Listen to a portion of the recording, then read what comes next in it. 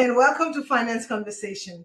This is the 40th episode of the Merging Life and Money Show. I am delighted to be here today. For those of you who do not know me, I am your host, Marie-Jo César.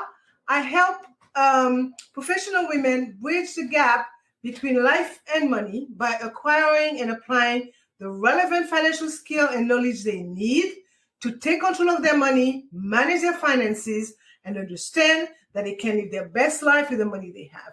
Thank you for joining in today. If you are watching the replay, make sure to type hashtag replay in the chat and leave me some comments and questions. Welcome, welcome, and welcome. I come to you live every Thursday at 5 p.m. Pacific Standard Time to share valuable information about how to achieve financial wellness and live your life with means and meaning. Today, we are going to talk about what happens to your estate plan when you get divorced. So to address this very important topic, I have with me Anne Michelle, which I'm going to bring in. Anne Michelle is an estate planning attorney from Washington State. I would say that her passion is to help families and small businesses for the future by securing their estate plan today. So she makes the confusing understandable and explains the financial risk of not creating an estate plan. Welcome, Anne, to the Merging Life and Money Show, and welcome followers and listeners. Thank you for joining in today. So Thank you for having me. And a notebook, as you would want to take some notes to discuss this matter further with family members. Very important, because it is about sharing values that could benefit others. Okay, so let me start with a few disclaimers. Okay, everything said in the Merging Life and Money Show is for general, informational, and educational purposes only. It is not intended to constitute legal, tax, accounting, or investment advice and should not be relied on for tax, legal, or accounting advice. You should consult with your own tax, legal, and accounting advisor before engaging in any transaction. Okay? Always. I will also say that estate planning before, during, and after divorcing varies from state to state. So make sure to check with an estate planning lawyer when reviewing your estate plan. Okay? Over to the show now. Let me say that whilst getting divorced is emotionally taxing, you must not ignore your estate planning responsibilities. Okay? The final divorce decree takes care of the financial and the legal issues that come up naturally with the divorce, but it does not change your estate planning documents. Therefore, it is very, very important to revisit your estate plan if you had one when you were married, or create one if you never had one. And this must start from the time that you decide to get divorced, because a lot could happen in between there, right? So remember, planning for your future is not something you should put off. So to help us navigate through the impact that divorce has on your estate plan, Anne Michelle will focus on 3 points this afternoon. She's going to look at the effect that divorce has on an estate plan, period. And a lot of it will be done from a Washington State perspective. She would talk about the importance of revisiting your beneficiaries on certain documentation. And she will also talk about your assets, okay? How to go about retitling them. So before turning it over to Michelle, and Michelle, I will say that if you do not take the necessary steps your ex, the necessary steps of your estate plan, your ex-spouse could be the one making some very, very important decisions that may be in total contradiction with your current and future wishes. So over to you, Anne. Tell us about the effect and the impact that a divorce may have on one's estate plan. Yeah, this is a really critical area. Every state has different rules and different laws. Most of the states don't invalidate your estate plan when you sign the divorce papers. Washington is a little unique. The minute you put ink on those divorce papers, everything in your estate plan is gone. It invalidates and nullifies your entire plan. So if you're planning to get divorced, you need to think about what was in that estate plan that you had while you were married, because it's going away. You need to think about getting a plan shortly after you get divorced to make sure that your new plan covers all the contingencies. The last thing you want is to be giving your ex money you don't want them to have. The other thing to think about, and this is really important if you have kids, you need to follow whatever the divorce decree says about dealing with the kids in your estate plan. So make sure that you have a copy of those papers when you go see your estate planning lawyer. Okay. So from what I understand, right, a divorce is not something that you wake up this morning and say that you're going to do, right? Right. So Right. People have to be very careful and think about that estate plan way ahead of the time that it would take for you to be handed your divorce decree. Correct. Okay, so can you tell us a little bit about what you must do even before filing for divorce? There's a lot of things you need to think about. If you have a house, as soon as you sign those divorce papers, your house is going to go from a joint tenancy with right of survivorship to a tenant in common or a tenant by the entirety. So it changes the character of that title. And if you're going to end up, or if you're going to fight for the title, you have to understand that as soon as that divorce ink dries, you need to retitle that into your new name, and you need to decide how you're going to handle that in your estate plan. Okay, so we'll take a look at this in my third question. But the point that I wanted to drive is that that one must not wait until the divorce is totally finalized to say, oh, I did have an estate plan, and maybe I should take a look at it. So because it varies, doing my research, it varies a lot from state to state. So very, very much I just so. want to let the audience know that it is so very important to, the minute that D word pops in your head and you're going to go ahead with it, you need to find out what the rules are in your state. Totally. Yes. You need information is always more valid if you have it than if you don't have it. In order, because there may be some things you want to negotiate in the divorce based on your knowledge of what's going to happen with that estate plan. If the estate plan is going to be held, if you're in a state where it doesn't invalidate the plan, then you need to negotiate with your ex how you're going to change either the titling, insurance policies, all those kinds of things. So knowing what you can and can't do in your state specific will help you determine how to handle the divorce. Correct. All right. So thank you for that, and Michelle. I mean, the thing that we don't think about, we think about the emotions and all that kind of stuff. But yet again, if there are kids involved, we got to think about that. As I said, the legal part is taken care of with the decree, right? But not that part that eventually involve the kids, in the long run. Right. There are documentation that you must have that form part of your financial plan. Correct. And some that comes up to mind would be life insurance policies in particular, could be all the documentation that you put in place for through powers of attorney and the likes. So tell us about beneficiary changes as it relates to a divorce and an estate plan. Yeah, a lot of people go, oh, I got the divorce paper. I've got it all signed. Everything's taken care of. Yeah, your bank account still has a joint on there. So both of you are on it. That needs to be fixed.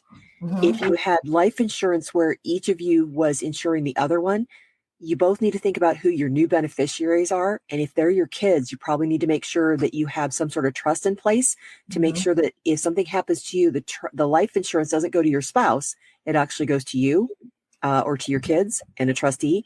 And you also need to make sure that you don't end up inadvertently giving your ex-spouse control as guardian over the kids, which means they have control of the money. That doesn't turn out very well, especially if you have a non-amicable divorce.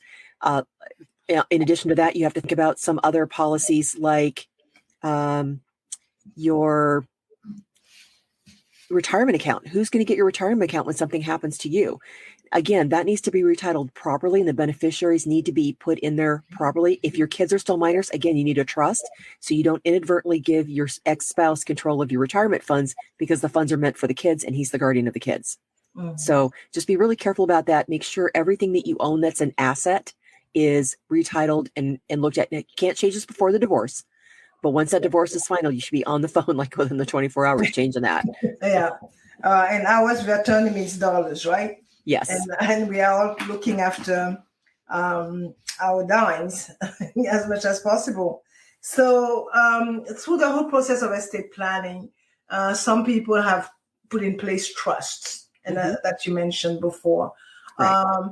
What happens if one has an irrevocable trust in place? Washington is kind of odd. If you have an irrevocable trust that you made as part of your marriage, that doesn't invalidate because it is irrevocable. You can't change it. There are ways, and it's pretty complicated. If you have an irrevocable trust and you get divorced, you absolutely need to see a lawyer right away that's an estate planning attorney. There are ways to transfer the assets that are in their irrevocable trust into a new irrevocable trust, and in a process called decanting. It's pretty technical. You absolutely cannot do that by yourself, but that also requires information in the divorce decree as to how the assets in the irrevocable trust are to be allocated. Okay. So that sounds very technical, but people have it in place, and they must remember that they did it, particularly when we talk about great divorce, it's a lot of these happening. Correct. And you have built tremendous assets. You got pension plan involved, and some pension fund themselves have specifics when it comes to how can a now ex-spouse could claim on a pension benefit acquired, through the marriage and all that kind of stuff. So I just want to put that out here. So yes, it is emotional. Yes, you want to get out of a relationship and all the rest, but remember that it took years to build that relationship, and along with it came a lot of stuff, like what happened if I'm incapacitated.